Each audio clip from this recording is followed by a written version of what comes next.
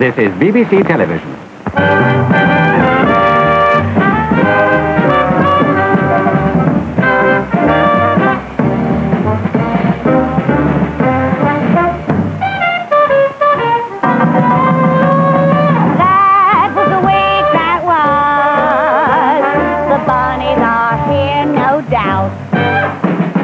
Rabbits are in this year. The logical conclusion is that girls are out.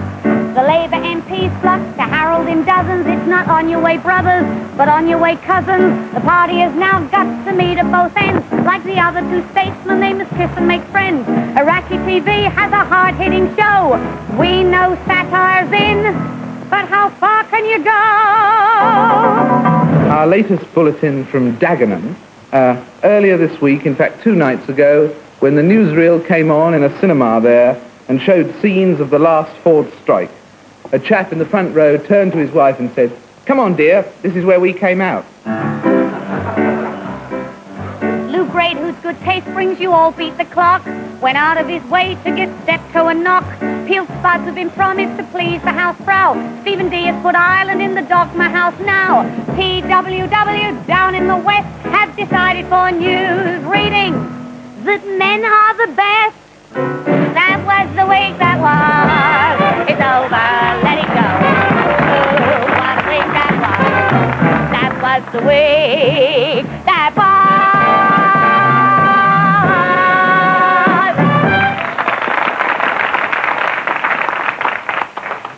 It'll never be a hit. Are you nervous, irritable, worried, depressed? Then you must be George Brown.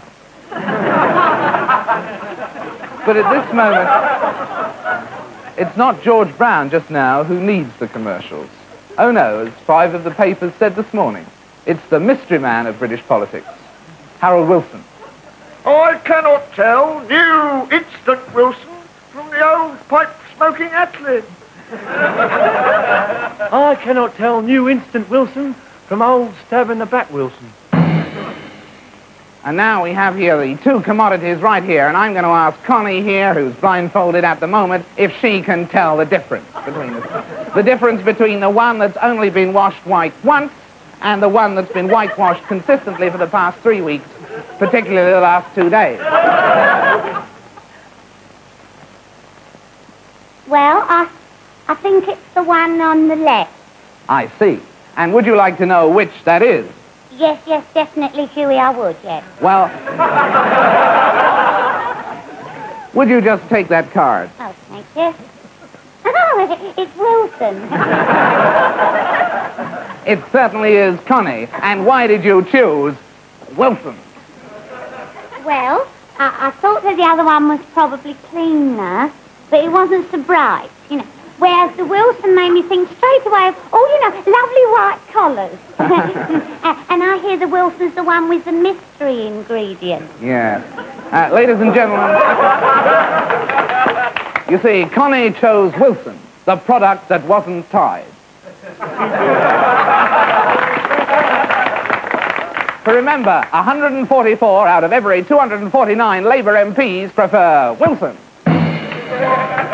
You look a little lovelier each day with fabulous Douglas J. At 25, I was only a don. And what did I need with a policy? At 35, I was in the cabinet. I was sure that a policy would only tie me down. At 45, I began to worry about the future Labour offered. But I knew that a policy would be the biggest disadvantage of all. But today, at 46, at last I can afford a policy. Any ideas? I was a 7-stone socialist weakling until I took Wilson. But now Tarzan has nothing on me. Let Wilson make a monkey out of you. You wonder where the George Brown went when Harold formed his government.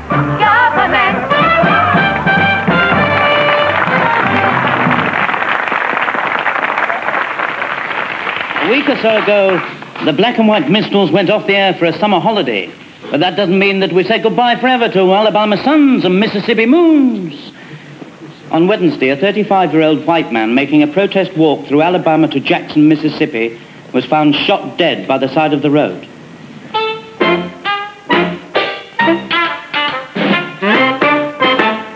I wanna go back to Mississippi, where the scent of blossoms kiss the evening breeze, where the Mississippi mud kinda mingles with the blood of the niggers who are hanging from the branches of the trees.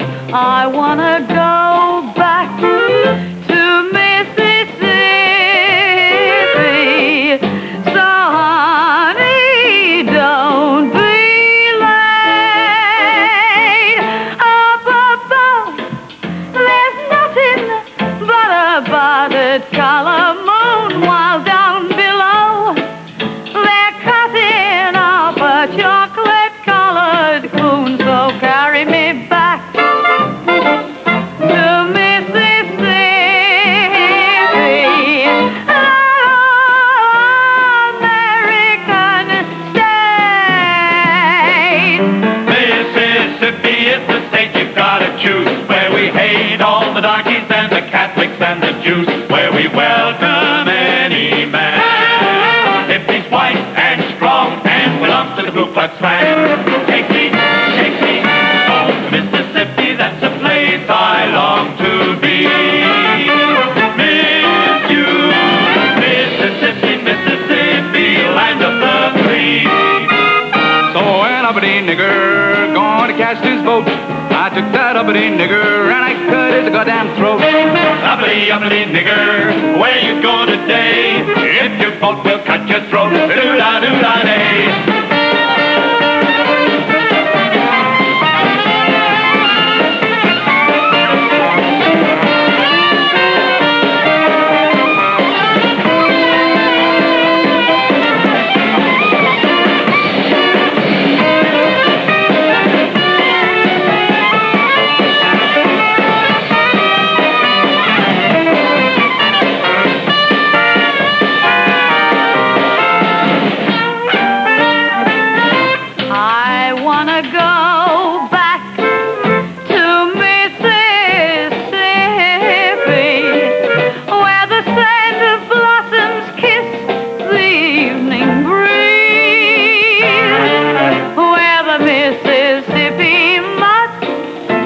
Mingles with the blood of the niggers who are hanging from the branches of the trees. I wanna go back to Mississippi, where everything's just great. And if you ain't for segregating white folks from the black, then they won't hesitate to shoot you bravely in the back. So carry me home to Mississippi, that all-American state.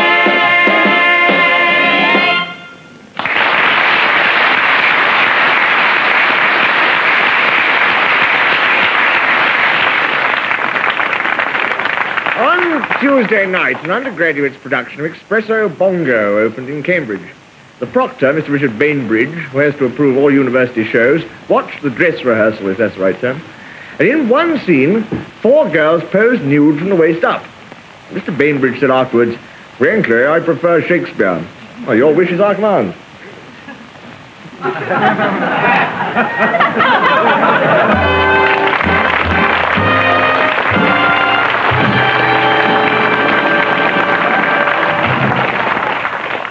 This week, your Consumer Guide presents its report on religions.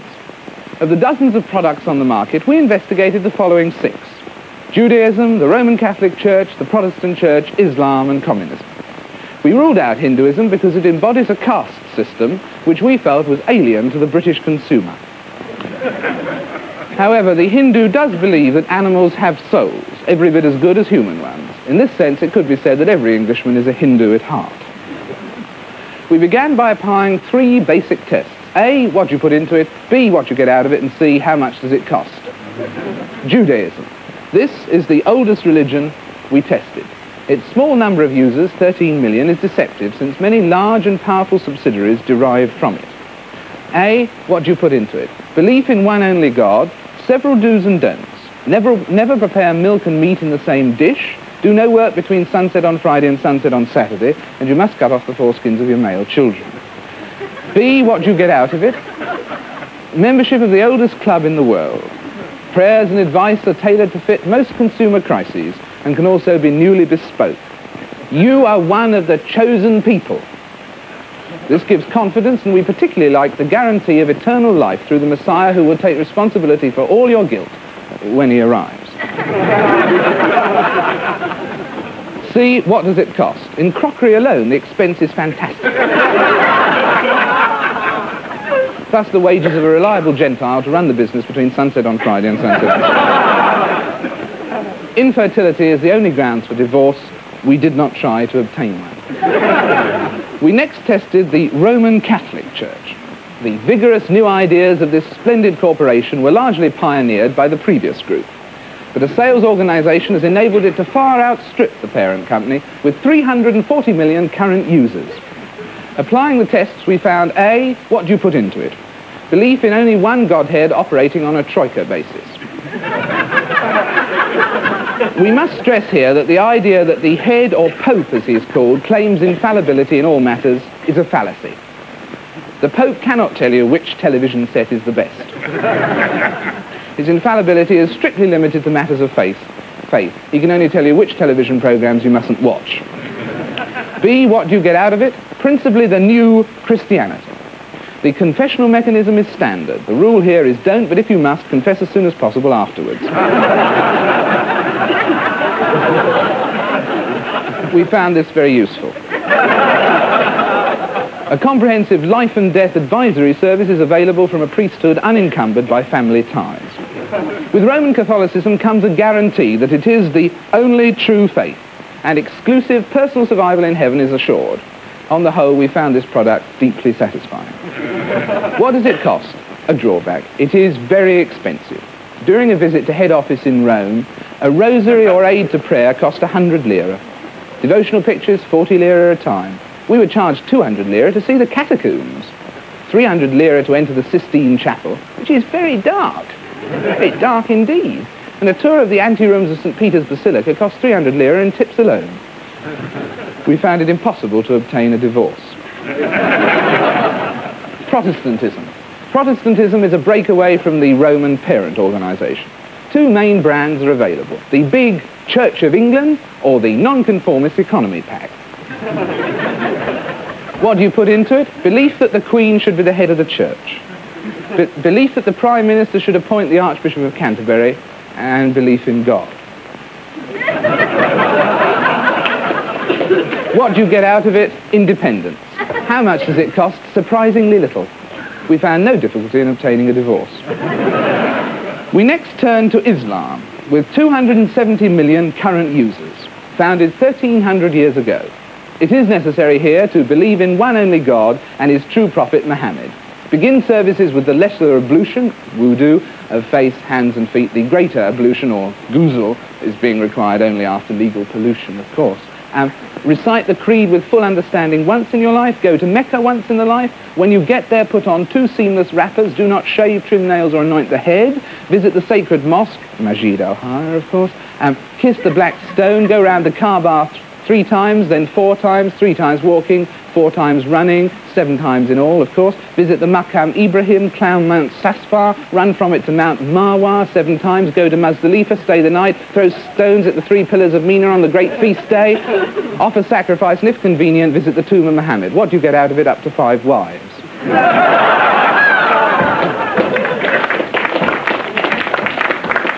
How much does it cost? We had to buy a mat, and we found it very exhausting. we didn't need to obtain a divorce. Buddhism.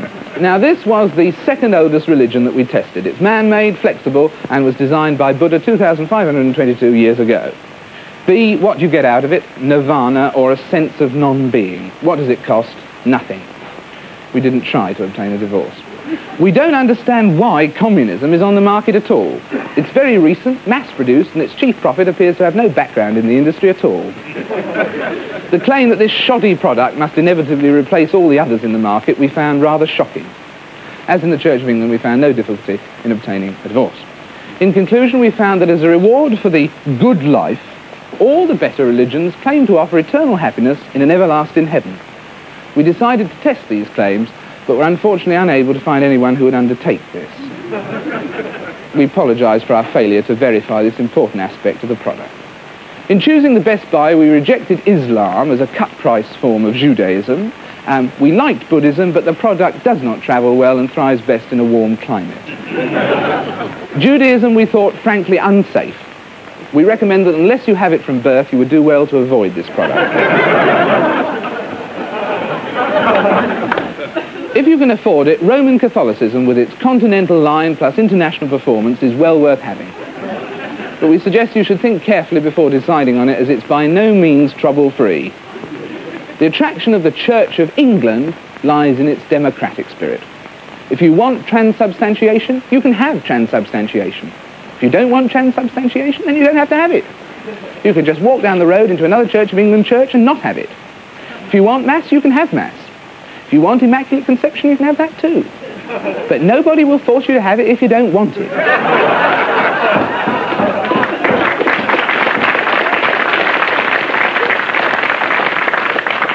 And the Church speaks to you in English. Of course, what will happen if we go into the common market, God only knows. But we think it'll still be there, speaking to you in English. And it's a jolly friendly faith. If you are one, there's no onus on you to make anybody else join. In fact, no one need ever know. And it's pretty fair on the whole, too, with some of these products that we've mentioned, Roman Catholicism and Judaism, for instance. You start guilty from the off. But the Church of England is English. On the whole, you start pretty well innocent and they've got to prove you're guilty. All in all, we think you get a jolly good little faith for a very moderate outlay, and we have no hesitation in proclaiming it the best buy.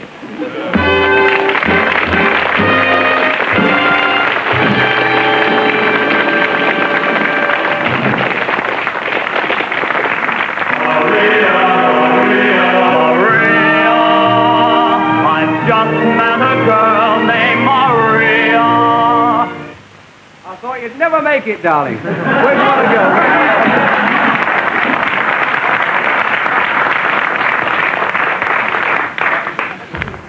go? Maria was performed by Miss Madge Brindley. Good evening. Here's a vase of flowers. Rather a pretty one. Standing on a pedestal. Right? Why? Well, the Royal Academy are about to throw open their summer exhibition, and during the last few weeks they've been choosing the paintings for it. Now, they have to throw out a lot, so many of you will be disappointed, but there are certain surefire ways of getting a painting in. One of these is to paint a vase of flowers in very pretty colours, as realistic as you can, so you can see every leaf, every petal, every pistil, if you look close enough. And so the drops of water on the leaves look as if they're about to fall off. In this case, it's true, because I was weeping with emotion while I was doing it. The whole thing's so beautiful, it makes me want to spit. That's one of them, anyway. Next, the portrait of the eminent industrialist. Here.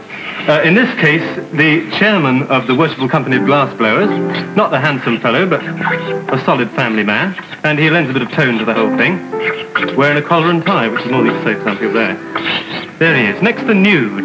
I looked this up. This means a woman with no clothes on. So we'll draw a woman with no clothes on. Here she is. Nothing offensive about this. It's fairly delicate. Something rather pastoral about it, actually, throwing your hands up in the air. You can laugh. You should remember, painting a woman for the Royal Academy, you'd like her to be a lady, if possible titles. So here we have Letitia, Duchess of Eastbourne, wearing a tiara, discovered by our artist in an interesting pose while opening the Pevensey District sale of work. Now, besides the portrait of the eminent industrialist, we're very keen on a composite picture of 7 or 8 eminent industrialists. Here, the entire board of directors of the Worshipful Company of Glassblowers sitting round their boardroom table. Just the noses, no eyes, we haven't got time. There's the boardroom table. None of them particularly handsome, but immediately recognisable to anyone who knows their faces. Now, don't forget the English landscape. There. With the English tree. This gives the opportunity for the use of the colour green, which we're all so fond of. There. But we mustn't forget the abstract. We like to have one or two abstracts in it, just to show that we're with it and up with the times, and also to give the Duke of Edinburgh the opportunity of saying something forthright and down to earth. You remember the Duke of Edinburgh? He's the one who's just like an ordinary person. So we colour this grass here bright red instead of green. That's just about as abstract as you can go without being filthy, isn't it? Here we've got the great English country house with the great English steps leading down to the great English lawn. We like that. Lends a little more tone to it if it's needed. There. An exciting picture, I think you'll agree. Almost finished, except for the English animal. The English cat or the English dog. Or the English snail, who's been much ignored by painters in the past. I think we'll put him down here. The English snail. Getting rather close to the English foot, as it happens. So there you have it. An interesting, puzzling picture, but one which combines all the elements which are an absolute must if you're going to get into the Royal Academy. I want to explain it to you, actually. This is a scene at Eastbourne Castle, the country seat of the Duke and Duchess of Eastbourne. The Duchess is rather keen to break into show business, so she's invited all these agents, managers here to see her run through the sleepwalking scene from Macbeth, which she's doing rather badly. Her husband, the Duke down here, doesn't approve. He's never seen his wife like this before. He had a very unfortunate accident during the war where his body was cut off at the elbows. They don't see much of each other. That's as far as I'll go with that. So I'll end with that, and a little song entitled, I don't know much about art, but I never missed the Royal Academy Summer Exhibition. Thank you, Dave. Money for jam.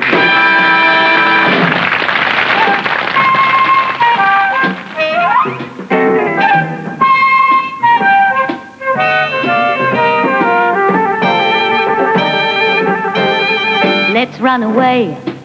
Let's exit happily.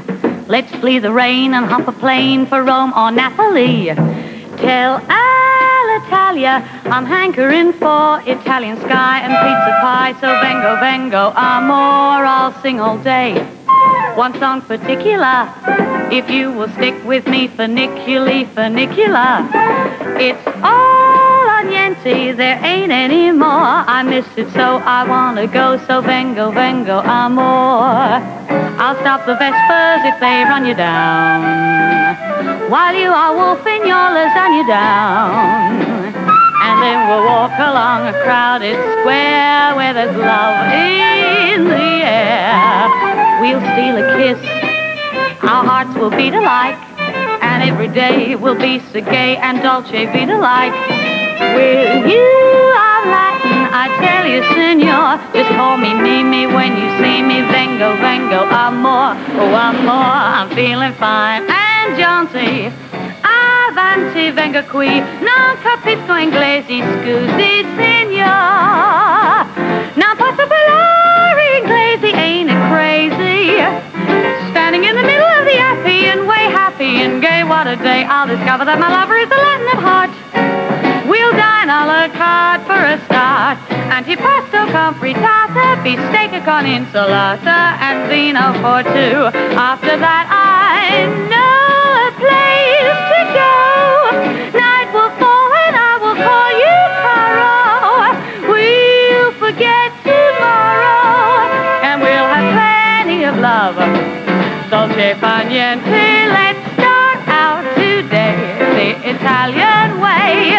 It's such a kick, won't you badger me quick? We'll be gay every day on the Tre Fontane. That's a funny old piazza, you know. Let's go.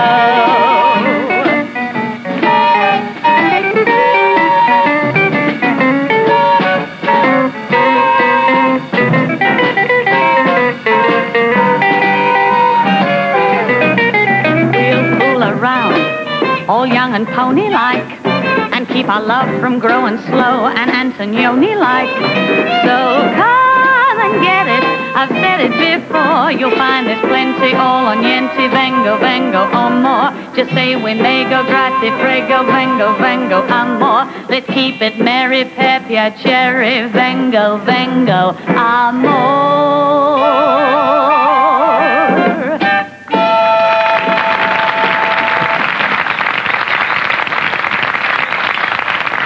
Parliament reassembled on Tuesday after the Christmas break. Reassembles next Tuesday. And among the 626 MPs are 13 backbenchers who've created a record. Not one of them has made a speech in the House of Commons since the general election in October 1959, 3¼ years ago. 2 of them are very old men. 88-year-old Sir Winston Churchill and 91-year-old David Lowther, Labour MP for Liverpool. And old men forget. They may even forget the way to Westminster.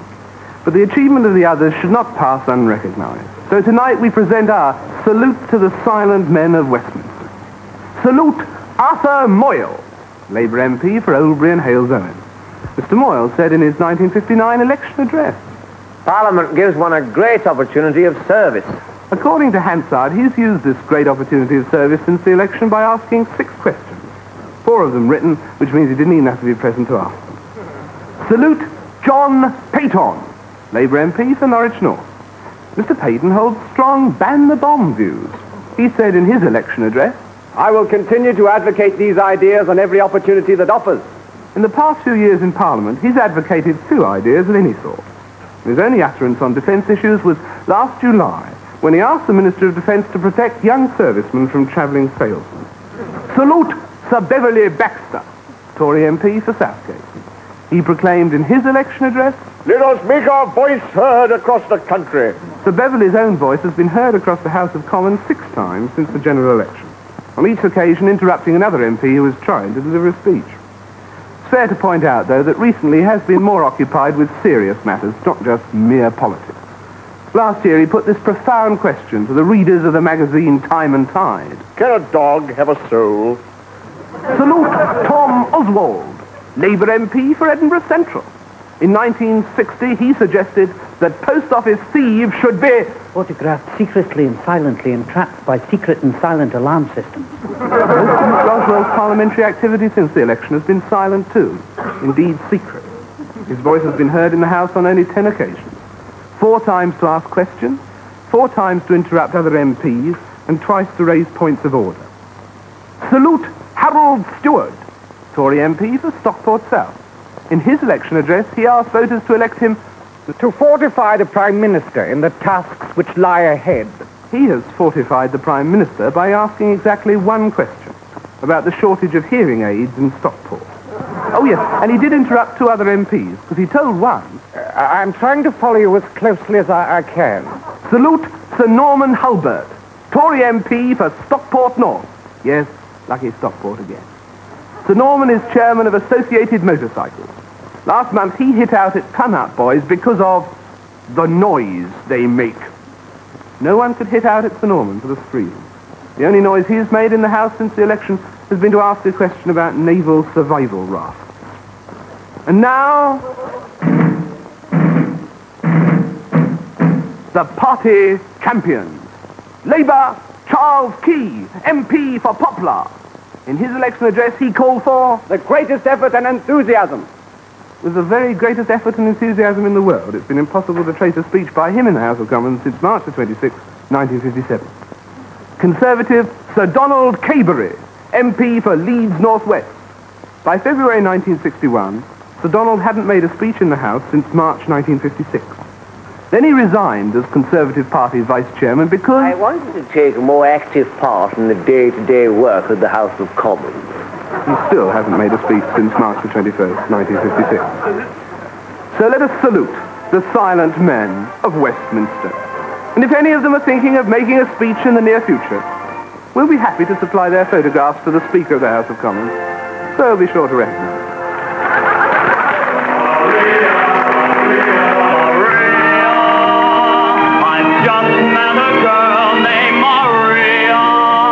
I suppose you realize it's a man's name. Is it? Yes. Is it really? Bernard Levin feels strongly about barristers and is about to say so to a group of them.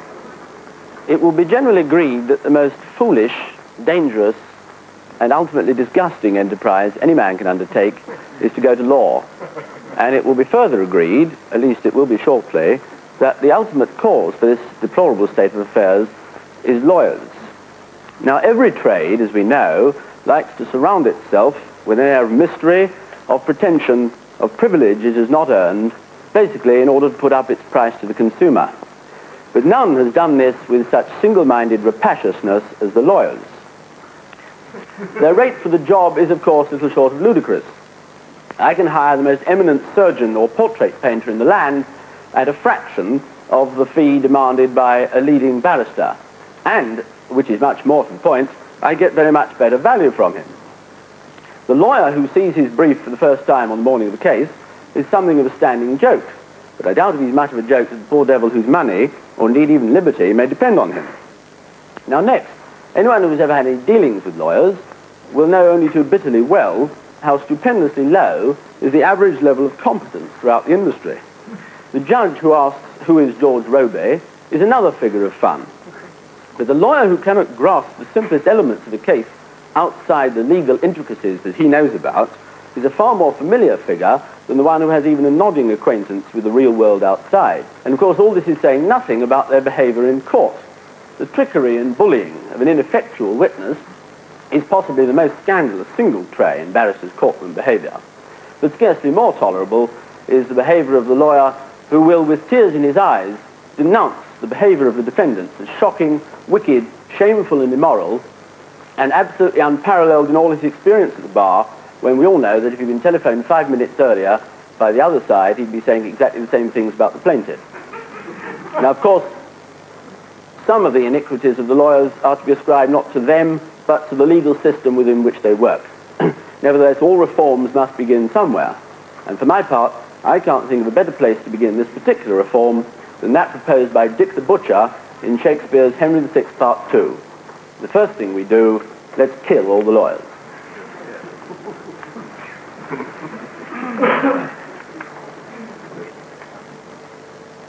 Silent lawyers, this is something unprecedented in my experience. We didn't know we had an opportunity to talk. We thought we were merely being attacked. Speak on. Well, start by telling us, first of all, your 3 principal reforms so that we can discuss them. I've been spending the last minute. This is another example of a lawyer who cannot grasp anything but the law. and a very fine one. I've been spending minutes, and it is an even better example of the lawyer who won't listen to the other man's case in court. We've heard 3 minutes from Mr. Levin on a subject which he quite plainly doesn't understand in any single particular. Now, let us just examine some of the propositions. I suppose it would be a fair assumption that those occasions in which Mr. Levin has employed the bar have been occasions rather in the criminal than the civil court.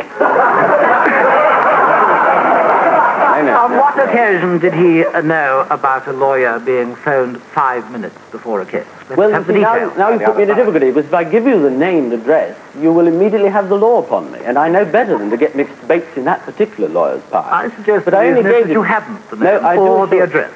I suggest that the reason is that you have neither the name nor the address. Tempt me, but this was, all these examples are culled from not personal knowledge. Come along, there are at least 7 of you who haven't said a word so far.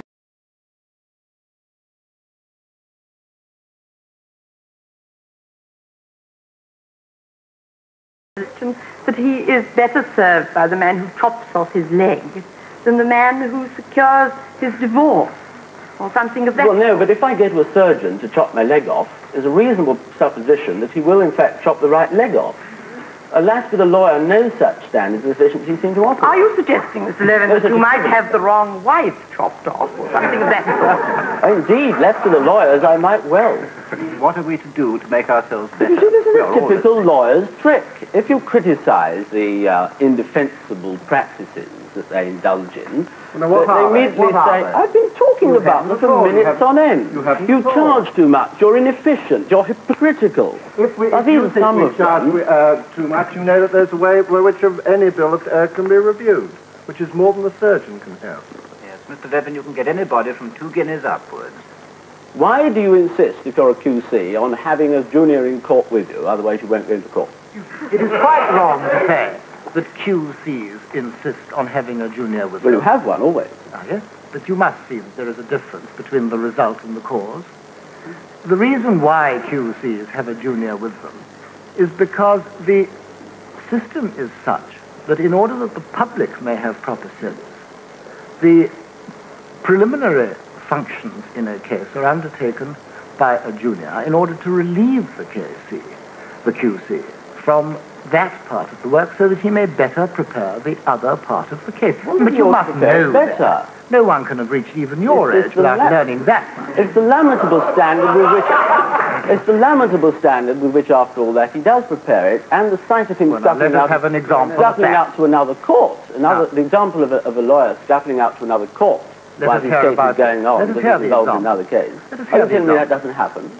Very little in my experience, but no doubt... But I want to hear from the others of you. You can't take your fees without talking, all of you. You're out of date. That's half your trouble. Most of your strictures would have been relevant 50 years ago. This business about a QC scuttling out of court used to occur 50 years ago.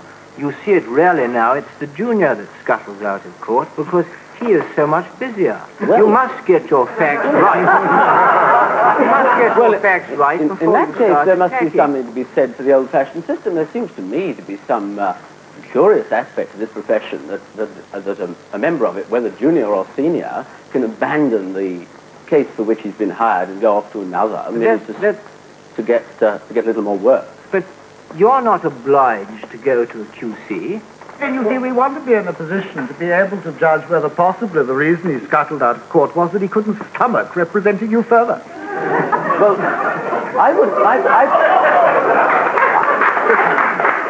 Now, that's a very interesting point. I personally wouldn't object to that. I wouldn't object, in fact, to a lawyer who judged his case on whether or not he believed, for instance, in his client's side of it. But who would But you Mr. ever Lack get is to rare. represent you in those circumstances? Well, I might be unlucky. I might indeed be unlucky. But it does seem to me... Then the point I've noticed you've all skated over very carefully is the lawyer's pretense of moral indignation on the side for which he is employed, whereas, as we know, it is indeed obligatory for a lawyer to accept a properly presented brief, and he may well have received the brief from the other side a few minutes previously, and he would have to be saying the same things on the opposite side. What's This the shakes down alternative, credibility. Mr. Levin? We've heard from the silent What's the alternative to that, Mr. Levin? You want somebody to represent each side, don't you? Yes, you do. Do you want somebody who believes in the cause that he is defending or appearing Preferably, for? yes, preferably. Well, I venture to suggest that in the criminal courts, at least, many people would go without a defender. Is that what you are advocating, No, Mr. but Levin? I'm also advocating that if, in fact,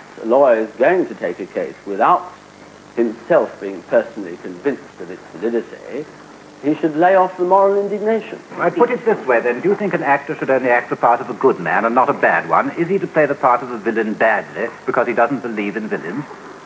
No.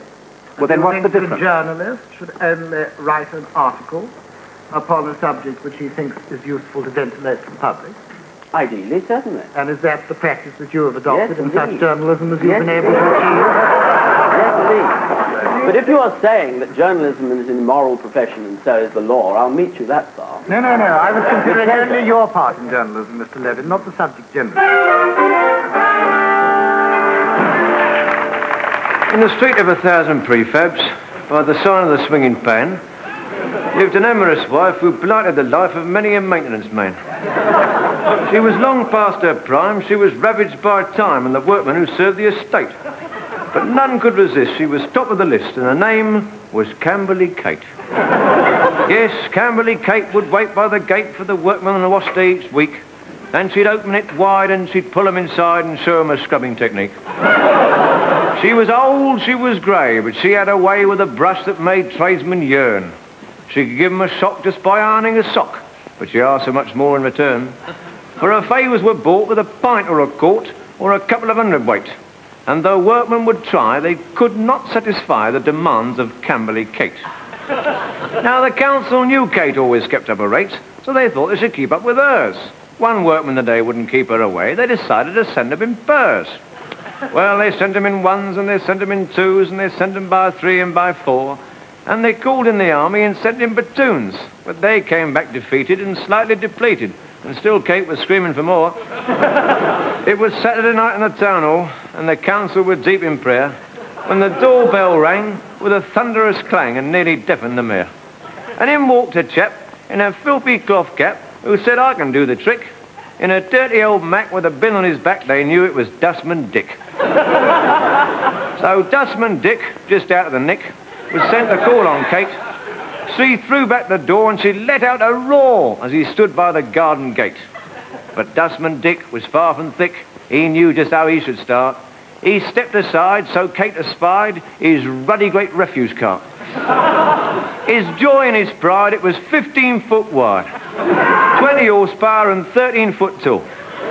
With a squeak of glee, she said, "That's for me," and he drove it right through the wall. For 40 days and 40 nights, Dick laboured, but in vain. As he emptied each bin with a hideous grin, she filled him right up again. When it seemed he would drop with a flick of her mop, Kate inspired him back to action. Dick tried and he tried, but they both of them died, and he never had satisfaction. In the street of 1,000 prefabs, now the wives are back to complaining, because the maintenance men never turn up when you feel like a bit of maintaining. And the women sigh for the days gone by when the workmen were never late. It was thanks to her they got more than their share, and her name was Camberley Kate. And in conclusion, do you know what they call a tall, suave, sophisticated, coloured, highly educated university professor with 3 degrees in nuclear physics in Alabama? Nigger. Good night.